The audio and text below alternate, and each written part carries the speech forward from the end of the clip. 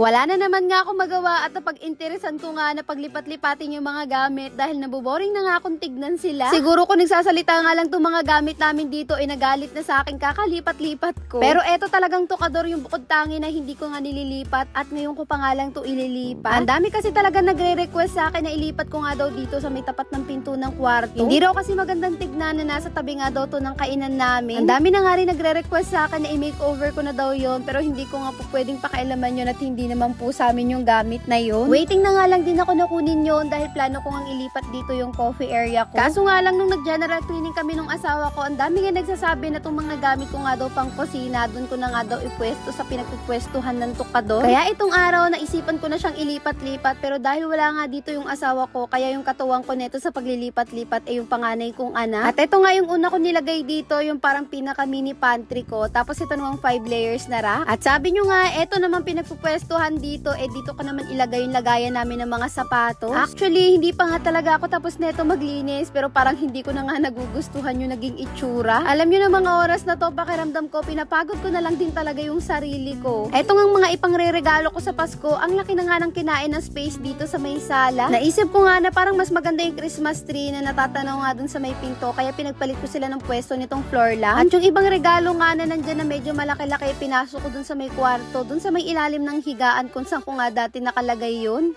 Lumuwag nga dun sa may ilalim ng higaan kaso sumikip naman sa may sala. Ewan ko ba't wala nga akong kakontentuhan dahil etong ang oven ko palipat-lipat na lang ng pwesto. Kala ko kasi nung una kakasya siya dito sa may 5 layers rack kaso nga lang hindi maganda kaya pinatong ko dun sa itaas kaso napangitan din ako. Kaya ayun, binalik ko na nga lang dun ulit dun sa mini pantry ko.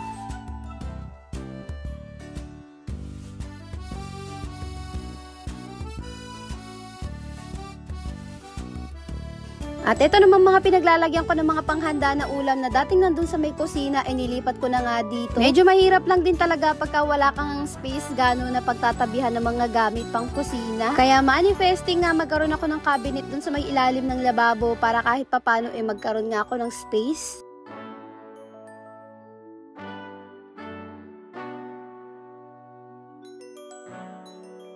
Hindi pa nga din ako tapos na mga oras na to pero ewan ko ba parang naguguluhan talaga ako sa ayos. Fast forward naman tayo, maya-maya nga nagpalit lang ako ng damit tapos naisipan ko nang lutuin itong minarinate ko na manok. Nagkikrave kasi ako sa inihaw na manok kaso nga lang tinatamad nga ako mag-ihaw kaya naman i-air fry ko na lang to. Pagkasalang ko nga sinet ko lang din to sa 30 minutes.